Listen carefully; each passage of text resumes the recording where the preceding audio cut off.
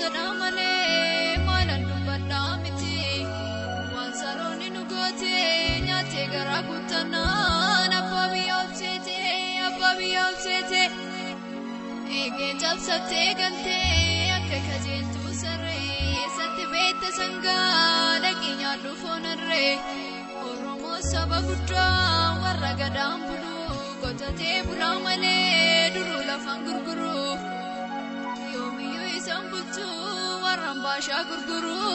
kannaka kesa galtu kannaka kesa bultu wayane bifatati mundeke nyakotite igate nyasotute ofile one kabdu ya jarako